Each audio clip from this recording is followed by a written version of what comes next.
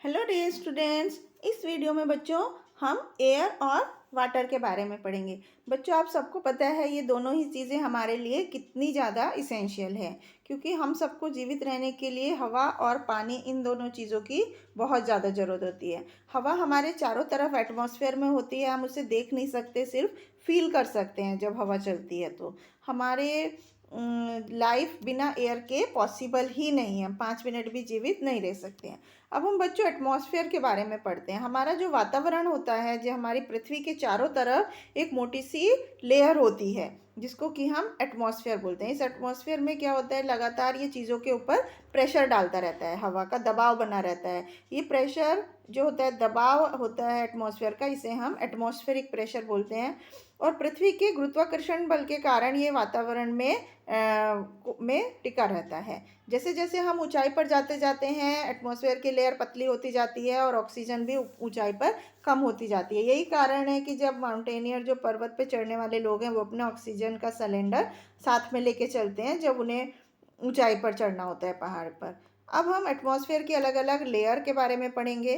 5 layer होती हैं atmosphere में। सबसे पहली ट्रोपोस्फेयर होती है, जो कि पृथ्वी के सतह के जस्ट ऊपर वाली लेयर होती है। जब कोई मौसम में बदलाव होते हैं वो इसी लेयर में होते हैं।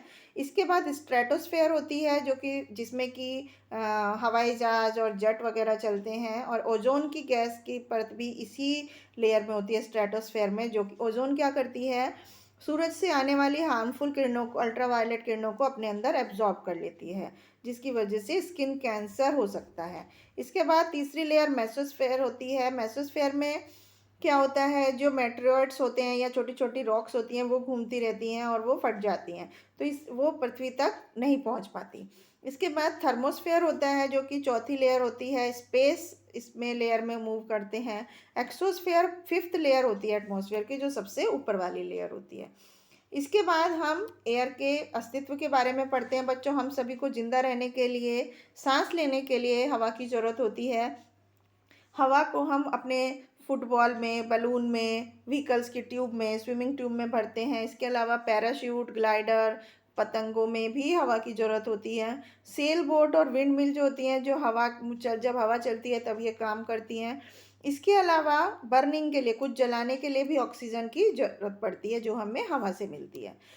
अब हम हवा की प्रॉपर्टीज़ के बारे में पढ़ते हैं। बच्चों, हवा एक मैटर है, एक पदार्थ है, जो कि जगह घेरता है, जिसमें वजन होता है और ये प्रेशर एक्सर्ट करता है। तो इस चीज़ को यहाँ पर 3 एक्सपेरिमेंट की हेल्प से सीखा गया है कि एयर हैज़ वेट, एयर में वजन होता है। जैसे 2 गुब्बारों को एक बैलेंस पर, तुला पर बांध दिया तराजू में, तो हम देखते हैं जब हम दोनों गुब्बारों में हवा भरते हैं तो बैलेंस रहता है तराजू। और जब अगर हम एक में सुई चुभा देते हैं तो दूसरा जो फूला हुआ गुब्बारा है वो नीचे की तरफ झुक जाता है, जैसे कि यहाँ पर झुका हुआ है। तो इससे पता चलता है कि जिस गुब्बारे में हवा भरी हुई है वो वजन ज़्यादा है उसमें, इसलिए हवा में वजन होता है, वेट होता है। इसके बाद हवा जलने के लिए, कुछ चीज़ को जलाने के लिए ज़रूरी है।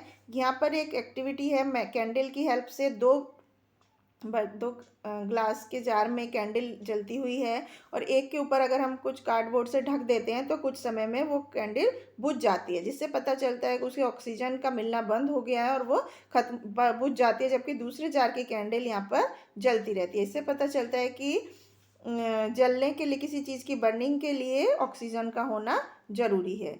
तीसरा है कि एयर एक्सर्ट्स प्रेशर, हवा में दबाव डालती है। इस बात को समझने के लिए हम एक टम्बलर में पानी लेते हैं और उसके ऊपर फिर एक कार्डबोर्ड ढक के उसे एकदम से उल्टा करते हैं, तो कार्डबोर्ड जो होता है और अपने हाथ को हटा लेते हैं तो कार्डबोर्ड उसमें चिपक जाता है। इससे पता चलता है कि हवा का जो दबाव है वो नीचे की तरफ से गत्ते को रोके हुए है। जितना प्रेशर पानी का ऊपर से लग रहा है, उतना ही जो एटमॉस्फेरिक प्रेशर है वो उसको नीचे गिरने से रोक रहा है। इससे पता चलता है कि हवा में दबाव होता है।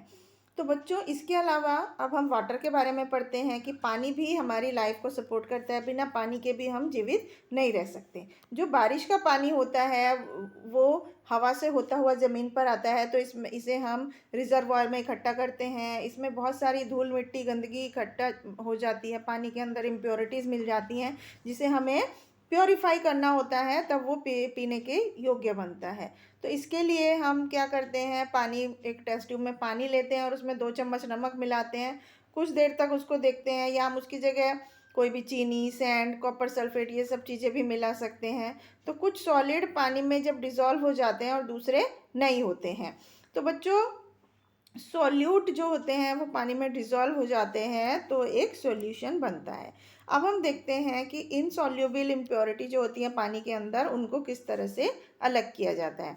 इनसॉल्युबल इम्प्योरिटी को अलग करने के कुछ तरीके होते हैं। जैसे सबसे पहले सेडिमेंटेशन। सेडिमेंटेशन क्या होता है, जब हम गंदे पानी को थोड़ी देर के लिए एक जार में, कंटेनर में रख देते हैं, तो जो अशुद्धियाँ होती हैं वो नीचे बैठ जाती हैं, जैसे कि यहाँ पर। तो फिर हम इस जो नीचे बैठा है उसे सेडिमेंट कहते हैं, और इस प्रोसेस को हम सेडिमेंटेशन कहते हैं।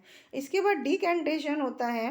धीरे धीरे हम इस साफ पानी को जब दूसरे बर्तन में निकालते हैं बिना उसके सेडिमेंट को डिस्टर्ब किए, तब ये इसको प्रोसेस को हम डिकैंटेशन बोलते हैं, और फिर बाद में फ़िल्टर पेपर से उसको छान लेते हैं। तो इस तरह से हम इम्प्योरिटीज़ को अलग कर सकते हैं जो पानी में घुली हुई सॉल्युबल नहीं है। इसके बाद सॉल्युबल इम्प्योरिटीज़ को पानी से कैसे अलग करते हैं, जो पानी में घुली हुई होती है, मिक्स हो जाती हैं। तो बच्चों ऐसी इम्प्योरिटीज़ को अलग करने के लिए हम सबसे पहले इवेपोरेशन करते हैं, सॉल्यूशन को गर्म करेंगे, जिससे कि पानी जो होता है वाटर वेपर बन के उड़ जाता है, इसको हम इवेपोरेशन बोलते हैं, और फिर जो अशुद्धि होती है वो नीचे रह जाती है।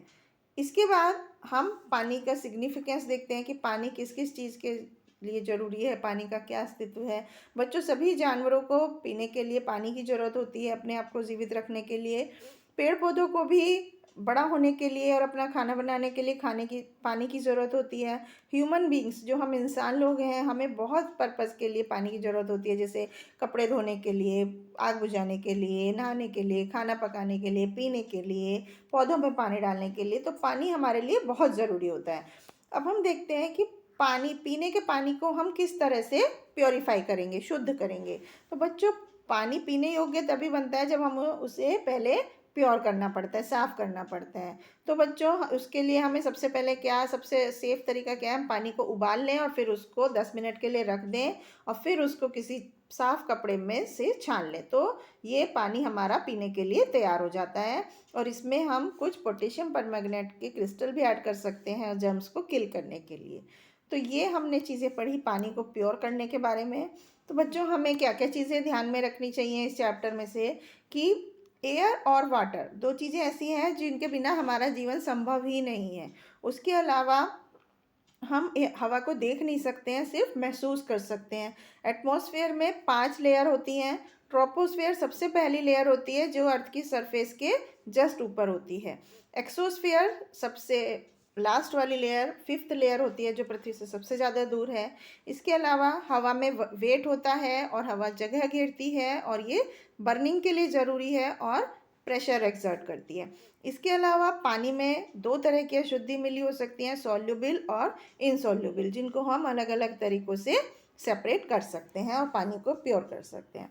तो ये था बच्चों एयर और वाटर के बारे में, कि पानी और हवा हमारे लिए कितनी ज़रूरी है और किस तरह से उनकी प्रॉपर्टीज़ होती हैं। आई होप आपको समझ में आया होगा। Thank you.